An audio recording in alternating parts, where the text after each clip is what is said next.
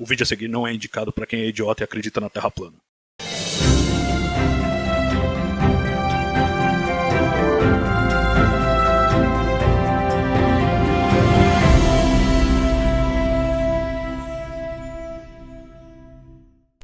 Saudações siderais! Estamos começando a primeira edição de uma nova série aqui no canal chamado Bibliocosmo. É o mundo dos livros. É uma série em que basicamente eu vou apresentar alguns livros que eu tenho lido para vocês, ou no caso em questão de hoje, para inaugurar essa sessão, um livro que eu escrevi, que acabou de ser publicado pela editora Abril, selo super interessante. É esse livro aqui, Einstein, para entender de uma vez. Foi publicado pela Super Interessante, está nas bancas e livrarias do Brasil inteiro, e eu vou falar um pouquinho sobre esse projeto, sobre esse livro que eu acabei de publicar.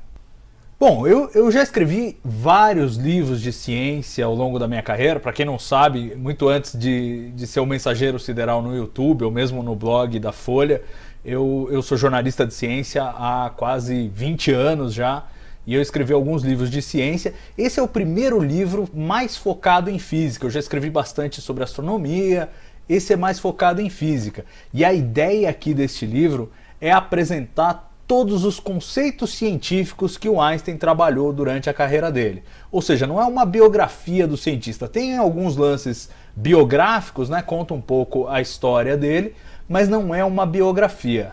É uma tentativa de levar as ideias de Einstein para o público. O que é uma coisa muito irônica, porque foi um cientista que trabalhou no começo do século XX e até hoje muita gente não entende ou não conhece as ideias do Einstein. São ideias que muitas vezes passam ao largo do ensino na escola, né? No ensino médio, no ensino fundamental, e quem acaba tendo mais contato com elas de uma forma um pouco mais profunda é quem vai cursar física ou astronomia no ensino superior. Então é meio estranho isso, né? Que a gente tenha muito da nossa física que a gente aprende na escola seja atrasada, seja até o século XIX, digamos assim, e não tenham as revoluções promovidas pela física no século XX. Einstein esteve no centro das duas principais revoluções que nós vimos no século XX. Uma é a teoria que ele mesmo criou, a teoria da relatividade. Todo mundo conhece pelo nome, mas pouca gente entende exatamente o que ela quer dizer. E a outra é a mecânica quântica, né? A física quântica, que começou também com o Einstein. Ele fez o primeiro trabalho científico baseado na física quântica. O conceito do quantum, né? A ideia de que a energia só pode ser transmitida em pacotinhos mínimos, os quanta, né? É uma ideia que veio do Max Planck em 1900, mas o Einstein foi o primeiro a aplicar essa ideia a um problema físico, no caso a explicação do efeito fotoelétrico, e foi o que rendeu a ele o prêmio Nobel em física. Não foi a relatividade, apesar da relatividade ser mais famosa. E as duas contribuições são maiúsculas. A da relatividade, claro, por costurar os conceitos de espaço, tempo, matéria e energia, coisas que até então a gente tratava como entidades separadas e desconexas. De repente o Einstein vai lá e costura a teoria toda num arcabouço bastante robusto e que tem implicações para os dias atuais, né? Quer dizer, a gente vira e mexe, tem uma nova confirmação da teoria da relatividade. Essa teoria que tem duas versões, né? Tem uma versão restrita e uma versão geral.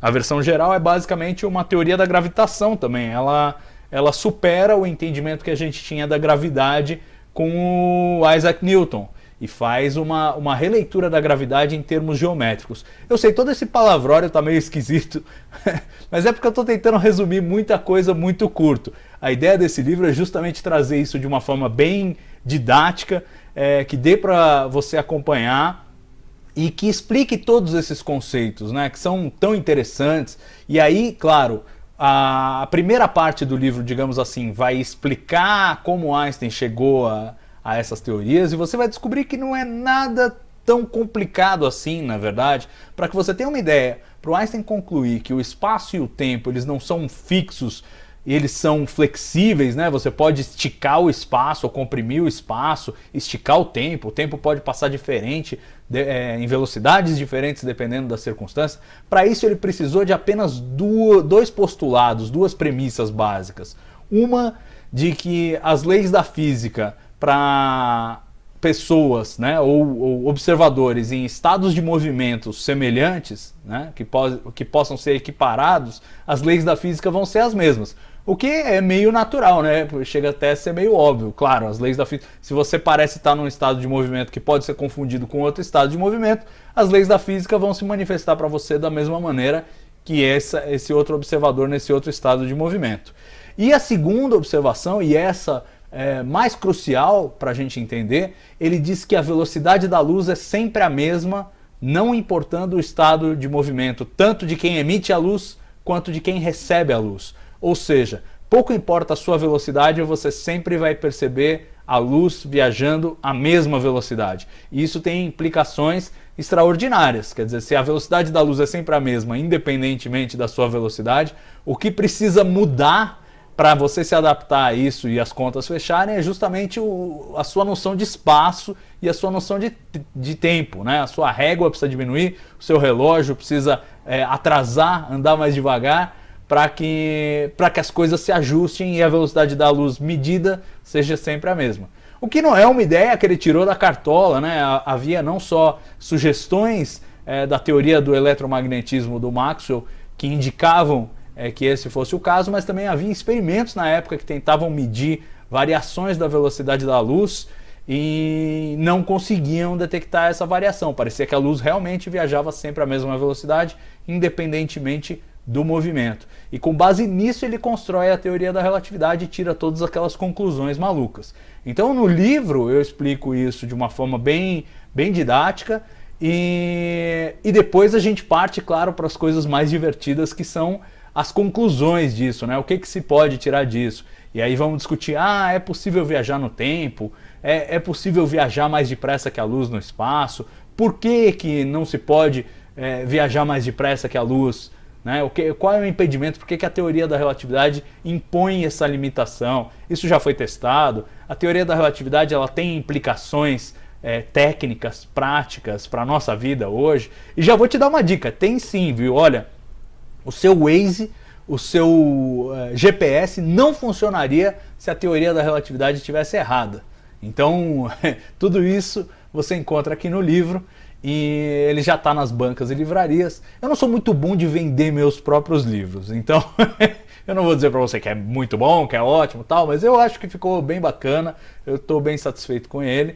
E nas próximas edições dessa série aqui no canal, eu vou falar de outros livros de outros autores e vou me sentir mais à vontade para comentar sem ter que julgar. Mas assim, quem leu o livro até agora me deu um feedback muito legal, muito positivo. Esse livro, antes de publicar, eu passei pela mão de físicos e astrofísicos para garantir que não tivesse nenhuma besteira no meio do caminho, né? Diminuir ao máximo o risco de falar qualquer coisa errada, até porque é uma responsabilidade muito grande tratar dessa figura científica que talvez seja a maior que a gente tem no panteão da ciência e dos grandes cientistas, né? Quem não conhece Albert Einstein e quem não sabe da importância dele para a ciência e para o mundo que a gente vive hoje. Bom, todo mundo sabe que ele foi muito importante, poucas pessoas sabem exatamente por quê. A ideia desse livro é justamente contar por quê.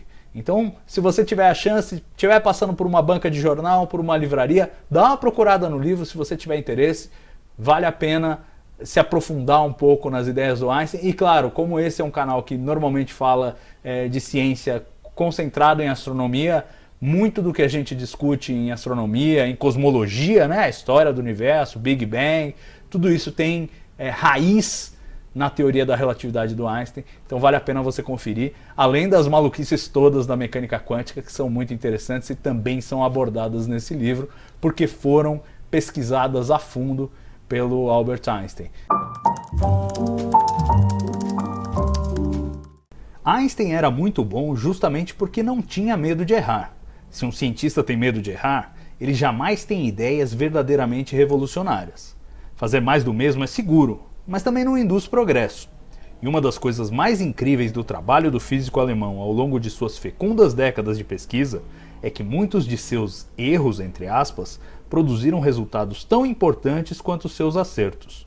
Einstein muitas vezes esteve certo, em outras esteve errado, em algumas errou acertando, em outras ainda acertou errando, como vamos entender ao longo deste livro. O ponto, porém, é que ele nunca perdeu de vista seu objetivo maior: entender a natureza tal como ela é. E nisso ele possivelmente foi mais longe que todos que já pisaram neste planeta. Nas páginas a seguir, seguiremos seus passos.